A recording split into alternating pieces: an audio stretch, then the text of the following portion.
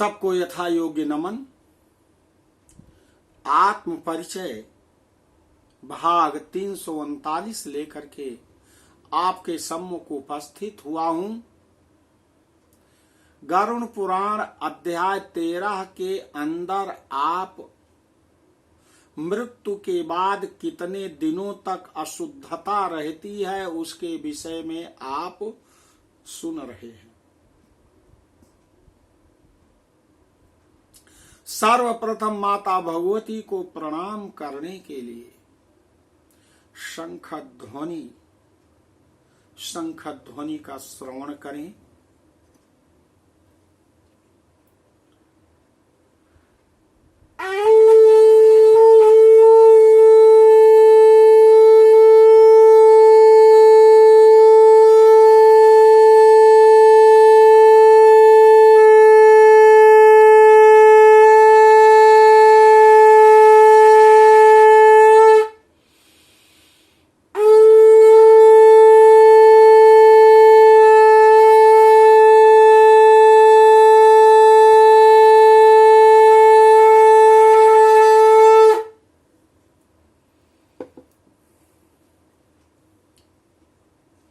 भगवान नारायण कहते हैं कि गरुड़ जी आप सुनिए।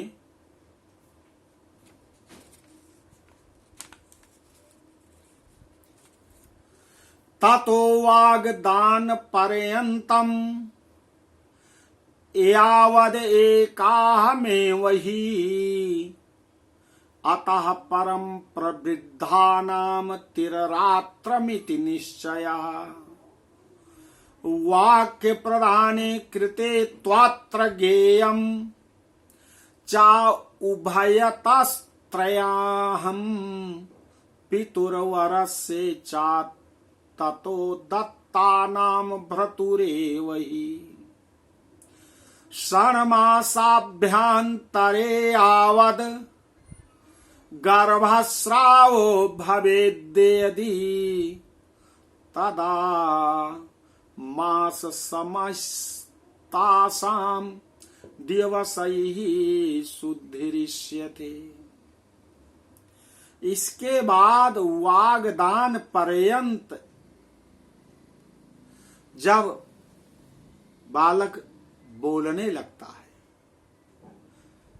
मृत्यु होने पर एक दिन का अशौच रहता है। इसके बाद अथवा बिना वाग्दान के भी सयानी कन्याओं की मृत्यु हो जाती है।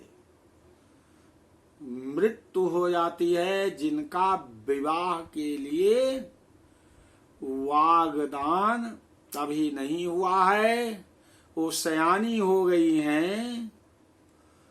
और वाग्दान का दूसरा अर्थ कि जब वाणी से दान कर दिया है, विवाह हो गया है, अथवा निश्चय कर लिया है कि मैं अपनी बेटी का विवाह करूंगा, इसे कहते हैं वाग्दान। तो वाग्दान दिए अथवा बिना वाग्दान के सयानी कन्याओं के मृत्यु होने पर 3 रात्रि का अशौच रहता है, सूतक रहता है।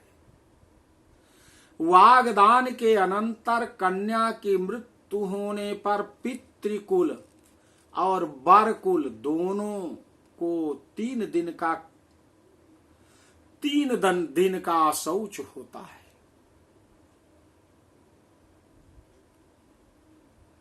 वाग्दान हो गया है, इसके बाद मृत्यु हुई है। कन्या के माता पिता ने वचन दे दिया है कि विवाह करूंगा इसी वर के साथ, इसे कहते हैं वाग्दान।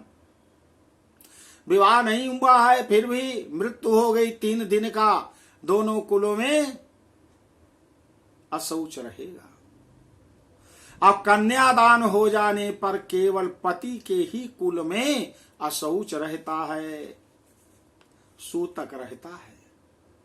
6 महीने के अंदर गर्भ का स्राव होने पर, गर्भ गिर जाने पर जितने माह का गर्भ होता है उतने ही दिनों में शुद्धि होती है। आत ऊर्ध्वं सो जात्युक्तम आशौचम तासु विद्यते सद्यः शौचम सपिंडानां गर्भस्य पतने सति सर्वेषामयो वर्णानां सूतके मृतके अपि वा दशाहात शुद्धिरित्येष कलौ शास्त्रस्य निश्चयः आशीर्वादम देव पूजाम प्रत्युत्थानाभिवंदनम पर्यंके शयनम स्पर्शम नाकुर्यान मृत सूतके। इसके बाद 6 माह के बाद यदि गर्भस्राव होता है तो उस स्त्री को अपनी जाति के अनुरूप अशौच होता है। जैसा कि ब्राह्मण क्षत्रिय वैश्य अशूद्रों को बताया गया है। गर्भपात होने पर सापिंड की सद्यः स्नानोत्तर शुद्धि हो जाती है। स्नान के बाद कलयुग में जनन अशौच और मरण अशौच से सभी वर्णों की 10 दिन में शुद्धि होती है, ऐसा शास्त्र का निर्णय है। मरण अशौच में आशीर्वाद, देव पूजा, प्रत्युत्थान मतलब आगंतुक के लिए उनके स्वागत में उठना, अभिवादन करना, पलंग पर शयन करना अथवा किसी अन्य को स्पर्श नहीं करना चाहिए। क्या क्या नहीं करना चाहिए?